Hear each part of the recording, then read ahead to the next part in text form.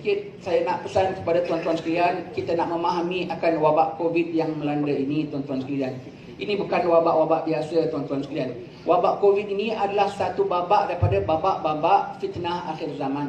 Yang Nabi mengatakan seperti gelapnya malam, semakin gelap, semakin gelap. Ini wabak sudah datang, sudah masuk. Ini sebahagian daripada fitnahnya. Dia bukan wabak-wabak biasa, datang dia akan pergi. Tidak, dia datang dan akan datang dan akan datang dan akan datang. Lihat pusingan pertama dia datang dengan apa?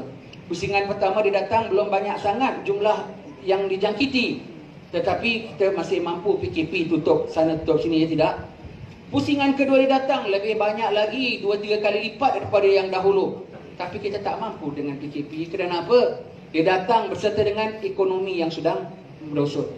Nanti dia datang lagi berserta macam-macam. Wabak ini tuan-tuan sekalian datang bersama dengannya untuk menyampaikan berbagai-bagai agenda Allah Subhanahu Wa Taala. Berbagai-bagai agenda Allah Subhanahu Wa Taala, jangan kita tidak sedar, jangan kita tidak insaf. Jangan kita tidak sedar bahawasanya kita sudah sampai penghujung zaman. Yang kita sudah dengar alim-alim ulama bicara, kita sudah sampai akhir zaman. Akhir zaman ini salah satu babaknya dah masuk dah. Bukan bunga-bunganya saja, bahkan dah masuk dah. Tidak kita dengar tuan-tuan sekalian, akhir zaman nanti Kaabah pun runtuh. Tidak kita dengar Quran pun akan diangkat, betul tak? Apa maksud Quran akan diangkat, Kaabah akan runtuh? Apa maksudnya itu? Maksud itu Kaabah dan Quran itu sebesar-besar syiar dalam agama Islam. Itu pun akan lenyap, itu pun akan hilang. Maknanya sebelum sampai pada waktu itu banyak yang akan lenyap dan hilang. Dan dalam berapa bulan wabak Covid ini datang saja, berapa banyak yang sudah lenyap dan hilang tuan-tuan sekalian. Berapa bulan sudah luput, kita tak dapat saf rapat-rapat. Dan saf rapat-rapat itu betapa pentingnya saf rapat-rapat. Berapa bulan syaitan boleh mencelah di celah kita sembahyang. Berapa bulan. Dan saf kalau lurus dan rapat, luruslah hati kita. Nanti dengan renggang-renggangnya saf, banyak perselisihan dalam masyarakat. Banyak tohmah, banyak fitnah, banyak gaduh, banyak tidak berkenan. Saf rapat saja pun kita tak boleh bersatu, ini akan pula saf renggang. Sekarang keberkahan saf rapat sudah berapa bulan dah mula luput daripada kita. Dapat balik ke tidak? Wallahualam. Apa lagi luput tuan-tuan sekalian? Dah luput berapa bulan kita tak dapat berjabat tangan. Masuk masjid saya nak ceramah dengan orang pun, nak orang nak salam pun takut-takut. Saya bilang tuan-tuan, siapa nak salam saya sudi terima salam. Orang salam kita setakat kita saja disalam sampai menangis-nangis. Pasal lama tak dapat salam ustaz, lama tak dapat salam sesama berjamaah Allah. Setiap kali kita salam itu networking namanya tuan-tuan sekalian. Networking. Setiap orang yang kita salam pernah salam berapa ribu manusia. Setiap orang yang kita salam tu, cuba kita salam berapa orang Covid. Takkah kita kena kuarantin? Takkah kita kena jangkitan juga? Kalau kuman pun boleh jangkit, barakah pun boleh jangkit juga.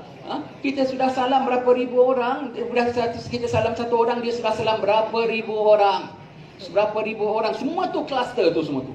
Semua tu kluster barakah. Dan yang antara berapa ribu orang tu tak tahu berapa puluh wali dia pernah salam. Berapa ratus orang soleh dia pernah salam. Luput berapa bulan kita nak salam orang setakat tepuk dada sendiri saja. Allah luput. Sedangkan Nabi kalau berjabat dengan orang tak lepas, Nabi tidak lepas.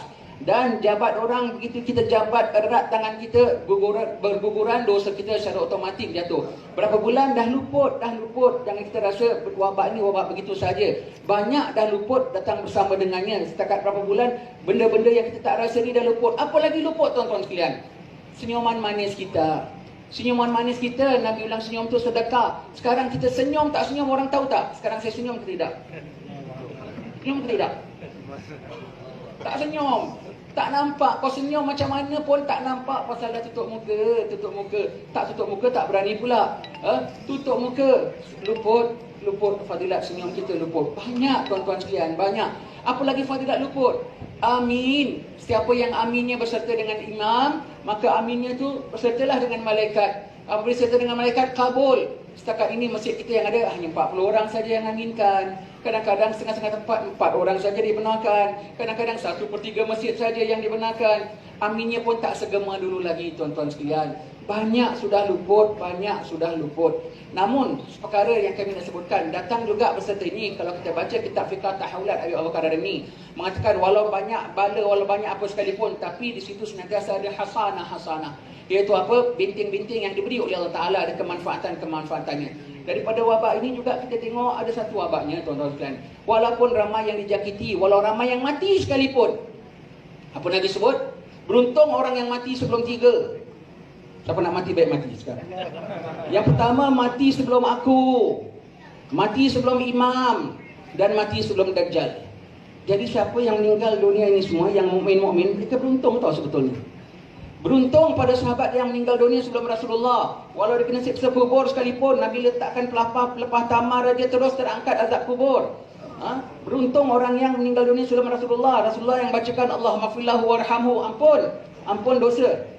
Dan mati sebelum imam. Imam ni siapa tuan-tuan sekalian? Bukan hanya Imam Mahdi. Imam siapa? Imam ialah tuan-tuan guru kita, mursyid kita, syekh-syekh kita, kiai-kiai kita, tok-tok guru kita. Orang yang mati sebelum gurunya bermakna sampai akhir hayat di dalam kepimpinan, sampai akhir hayat di dalam pantauan, sampai akhir hayat gurunya sendiri iring dia masuk ke alam barzah.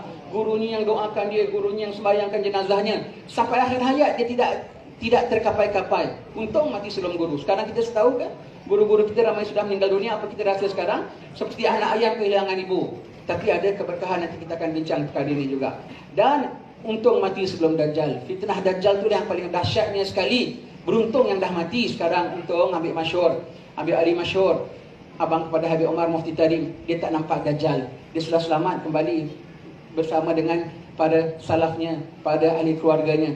Dia tak nampak fitnah Dajjal. Untung pada ulama-ulama kita ini semua, dia tidak perlu nak menangani masalah ummah apabila menghadapi fitnah Dajjal yang begitu besar. Mereka dah jalankan tugas mereka di kala hayat mereka. Allah Ta'ala dah rehatkan mereka. Giliran kita pula sekarang tuan-tuan sekalian. Jadi dalam matinya sekali ini pun ada rahmat. Jangan kita takut, memang takut.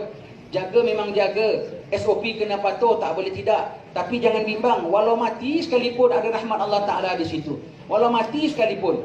Dan apa yang dapat kita pelajari dengan kematiannya, ramainya tuan-tuan guru kita sejak daripada awal Ramadan sampai hari ini. 2-3 hari sekali asal buka WhatsApp saja, inna lillahi wa inna ilaihi raji'un. Siapa meninggal? Allah, fulan. Siapa meninggal? Di Fatani baik, di Banjar baik, di Jawa baik, di Hadramaut baik. Meninggal yang top meninggal. Apa hikmah di sebalik ini tuan-tuan sekalian? Sekarang kita dalam status ini tuan-tuan sekalian. Jangan kita tak sedar. Kita dalam keadaan ini, memang Allah Ta'ala matikan tuan-tuan guru kita. Memang kita sedih, memang kita duka cita. Tapi ada tata caranya. Kita lihat dengan SOP ni pun, dengan PKP ni pun ada rahmat. Tak kita dengar Nabi Isa akan cakap kepada Imam Mahdi apa nanti? Imamukum minkum, imam kamu di kalangan kamu. Dengan kita PKP sekarang tak boleh tidak. Dulu sikit kita panggil pada Habib Hadramaut, sikit kita panggil habib-habib daripada Indonesia, sikit-sikit mereka pergi sana, kita pergi sini semua. Alhamdulillah kita suka. Tapi sekarang Allah Ta'ala nak surfacekan, nak terbitkan imam-imam kamu di kalangan kamu. Tidak ada pemimpin kita kecuali di kalangan kita sendiri akan terbit pemimpin di kalangan kita sendiri. Maka setiap yang nama ustaz, setiap yang pegang akan masyarakat, kena mainkan peranan anda sekarang ini. Kena mainkan peranan anda, pantau hal ehwal umat. Dan setiap umat kena naikkan setiap pemimpin-pemimpin yang di kalangan mereka sendiri. Dengan kematiannya guru kita, selagi masih ada guru-guru kita, kita semua selesa, kita semua comfortable. Apa-apa, kadang-kadang kita dulu saja, masih di Singapura dulu, Habib Omar datang pun kita tak jumpa tau. Cukup kita di bawah Habib Abdullah Jufri. Dia cuma cerita saja, ada Omar bin Hafiz dari Tarim datang. Kita pun tak tahu siapa orang itu. Habib Omar pun belum popular sangat dia. Tetapi apabila sudah meninggal guru kita, kita semua seperti dari anak ayam kehilangan ibu. Kita di bawah kiai kita, daripada guru kita semua tu, kita selamat. Apa-apa, tanya dia. Maulid dipimpin oleh dia. Tak hadir Maulid Arba'in pun dulu, tak ada cerita pun begini pun. Kita di bawah tuan-tuan guru masing-masing. Sengaja Allah Ta'ala melepaskan kita daripada tuan-tuan guru kita. Mereka sudah tamat tempoh khidmat mereka, sudah kembali ke rahmat Allah Ta'ala, sedang berehat dalam Taman Jannah. Kita ni, kenapa dilepaskan Allah Ta'ala? Dalam kita tidak ada guru, dalam keadaan kita tercari-cari siapa nak pimpin, siapa nak pimpin. Yang ikhlas akan diberi Allah Ta'ala di bawah satu kepimpinan. Kita kena sedar ya, Mahdi tak lama keluar ya. Kita sudah dalam ambang ya. Kita sudah ambang. Kalau keluar, siapa kenal Mahdi? Siapa tahu Mahdi? Siapa yang akan tunjukkan kita ini Imam Mahdi? Dan berapa ramai yang akan reject Mahdi? Berapa ramai yang akan reject Mahdi tuan-tuan sekalian? Berapa ramai? Daripada 72 puak confirm reject Mahdi. Dan berapa ramai juga yang akan reject Mahdi? Yang akan tunjukkan kita tidak lain tidak bukan ialah wakil-wakil daripada tempat kita sendiri, orang tempatan kita sendiri. Tok guru kita sendiri, tok syekh kita sendiri. Jadi yang ikhlas yang mencari siapa boleh pimpin, akan ditunjukkan oleh Allah Ta'ala akan siapa yang boleh memimpin. Jadi sekarang kita lah nak tengok siapa boleh pimpin kita, siapa yang cakapnya tu dibilang ya, dia bilang tidak. Kita cari, kita tumpang bernaung di bawahnya. Kalau guru kita masih ada, kita tak kisah tau. Kita bawa entah guru kita yang mengatakan nanti ni bukan Mahdi, umpamanya lah, bukan, tetapi dengan tak ada, kita semuanya kita lepas. Ada perencanaan Allah Subhanahu Wa Taala. Ada rencana Allah Subhanahu Wa Taala untuk kita pada musim-musim wabak begini, tuan-tuan sekalian. Kita kena perhati semuanya, ada taktik-taktik langkah Allah Ta'ala. Kita hanya tunggu what's next, apa berikutnya. Dengan masuk wabak ini bukan setakat masuk kosong-kosongan begitu saja, tuan-tuan sekalian. Macam-macam ada bersama dengannya. Hanya kita sedar ataupun tak sedar.